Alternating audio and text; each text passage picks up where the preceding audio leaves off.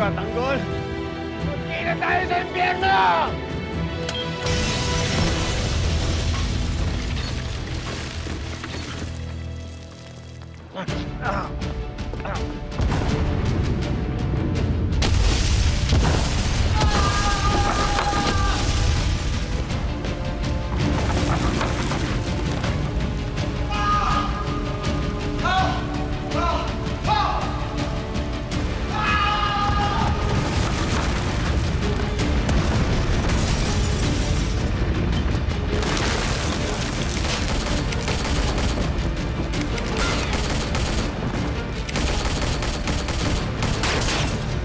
Marco!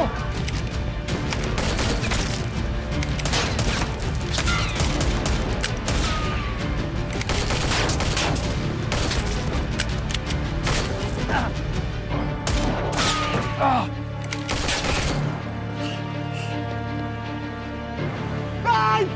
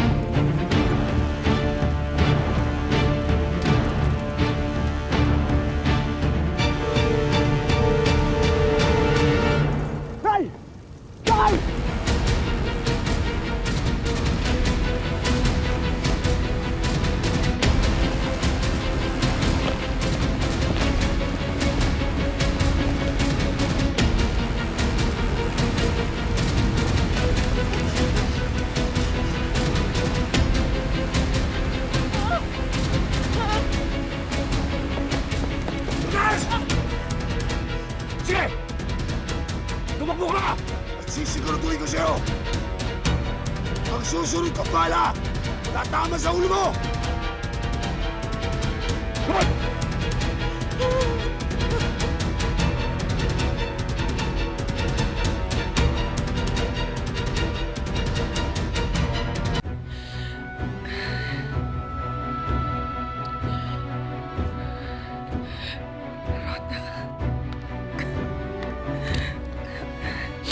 Nag-aalala ako. Hindi ko alam kung ano nangyayari sa kanila. Mga sama, Kung may update na ako sa Enlea. Nakapalaban sila sa Eskweta Building. Patay na yung mga gerero. natakot sa wakas! Sa wakas! Sa wakas! Ponggay! Ponggay! Shona, bakit? Natalo na daw ang mga girero. Talaga? Si Aling Marites naligtas ba? Si Tanggol? Wala akong balita. Sana ligtas siya. Ponggay, di ba nangako si Mayor Tanggol na babalik siya? Magtiwala tayo sa kanya. Kung si Tanggol at si Marites, kamusta sila? Wala pa akong balita sa kanila eh.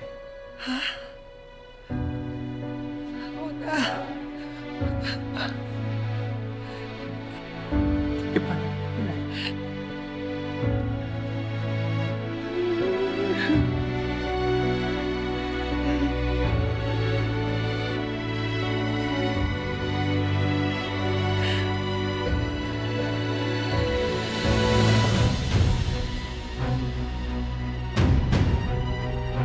Maawa ka sa Bakit ako maawa sa'yo? Dahil sa'yo at nakanak mo, nasira ang buhay ko at namatay dalawang anak. Ayun ka!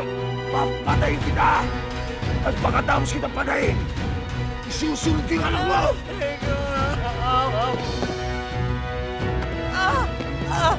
Ikaw! Ayun ka! Ikaw mo na ikaw! Sige, tutok mo! Para pasasampugi ko doon ulo na mo! Taga, wag! Umalis ka na! Umalis ka na! Pabayaan mo na ako!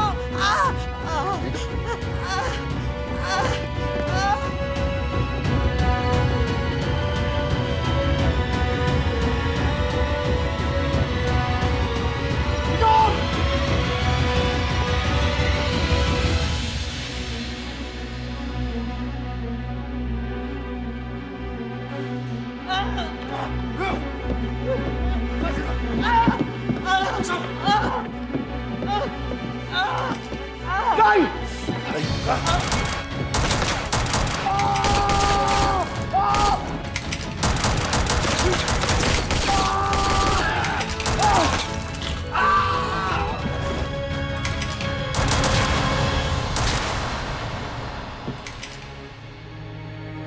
Day!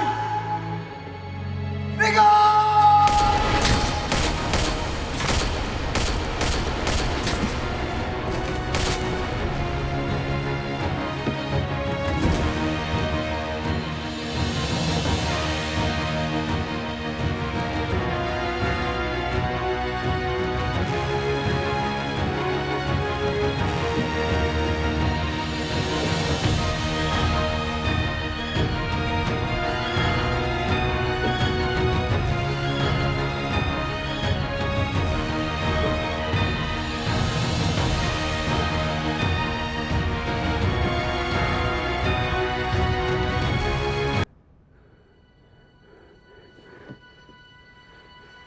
Ayun ka!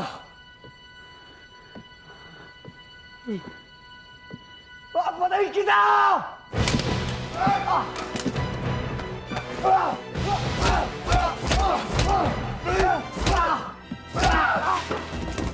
Ayun ka!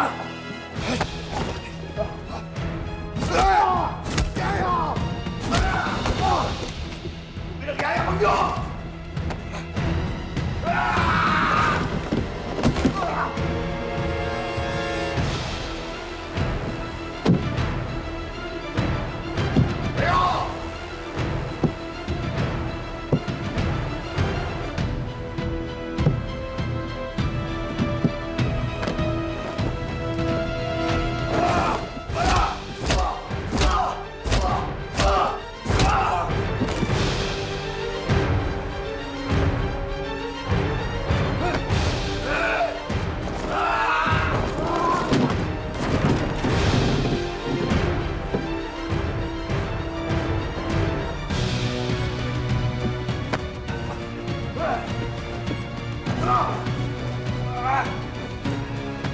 Ano? Tungkol! Nasaan yung pag-iisang ano mo? Ayun ka! Papatay kita! Ito! Para kay David!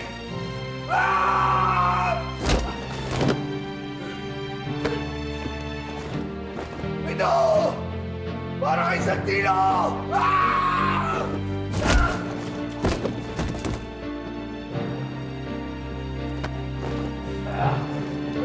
At ito,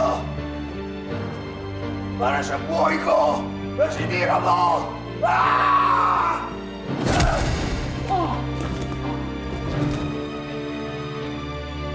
Ang tagal ko nang hinintay itong pagkakataon na to. Hayop ka!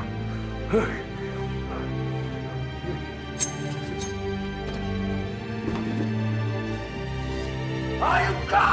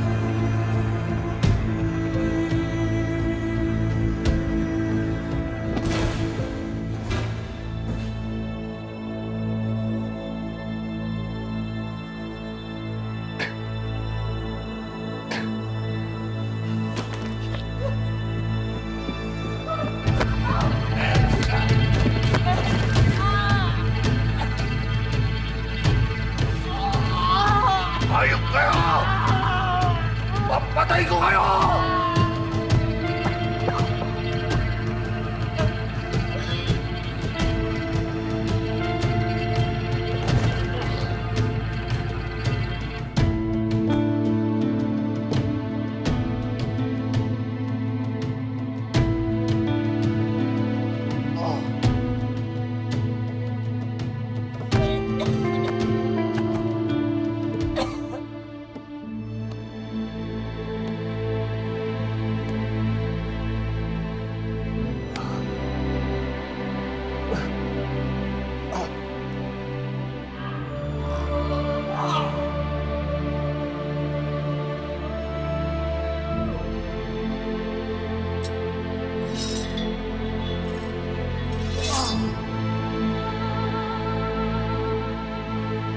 Ikaw!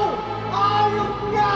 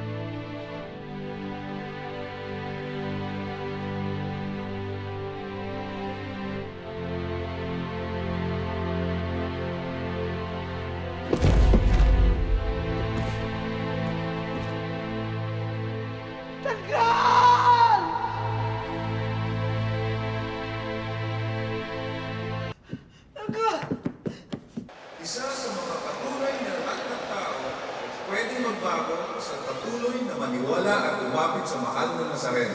Ang isa sa mga milagro ng buong Nazareno ay si Mayor Jesus Nazareno Montenegro.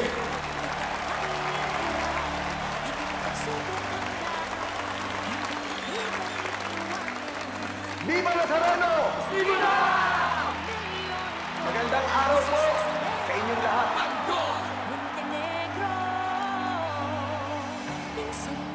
Napakarami na po nating pinagdaanan sa buhay. Mga pagdurusa na humamon sa ating mga katatagan. Ngunit bahagi ng buhay natin ang pagdurusa. Hindi ito isang parusa. Kung hindi, paalala kung gaano tayo katatag kapag pinili natin na bumangon. Ako po ay isang batang Quiapo. Pinanganak na mahirap. Nabuhay sa mga kalsada ng Quiapo. Tanggol! Gumawa na naman kayo ng gulo, ha? Hindi na kayo nadala! Pero kahit kailan, hindi ko po kinaawaan ang aking sarili.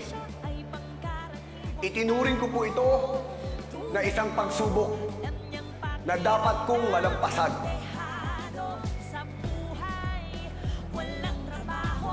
Dala ng hirap sa buhay.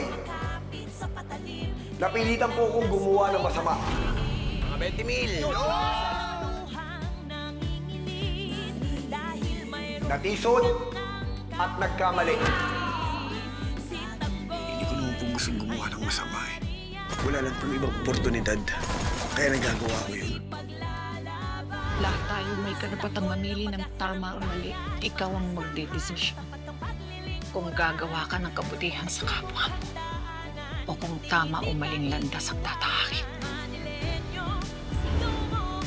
Pero sa kabila noon, hindi po ko pinabayaan ng ating poong Nazareno. Sa kanyang gabay, ay natutunan ko po na ang isang pagkakamali ay hindi wakas ng buhay. Laya ka na. Mag-iingat ka, ha? Magpapakabait ka. Kung hindi, simula ng pagbabago. Hindi mahalaga kung gaano kalayo ang ating nalakad sa maling landas. Dahil laging may daan pabalik para sa mga taong gusto magbago. Doon ko naunawaan na ang tunay na lakas, ang tunay na pagbangon sa paulit-ulit na pagkakadapa. Ang tunay na tagumpay ay hindi nasusukat sa yaman o kapangyarihan, kung hindi sa pusong mapagmahal,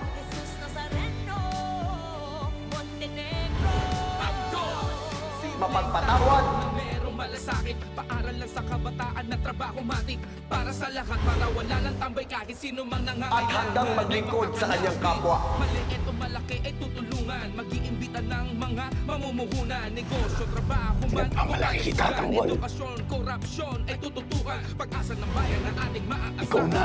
Tayo na paglilingkuran. Ang magiging mayor ng Maynila. Pagdaanan ay hindi ka iiwanan, yan ang pangako. Kampanan mo ang tungkulin. At kung nais mo ng pagbabago, kung nais Mga kababayan, lahat po tayo ay may mga sariling pasan na krus. May mga laban po tayong hindi nakikita ng iba. Pero habang may pananampalataya, may pag-asa. At habang may pag-asa, may dahilan po tayo magpatuloy at lumaban.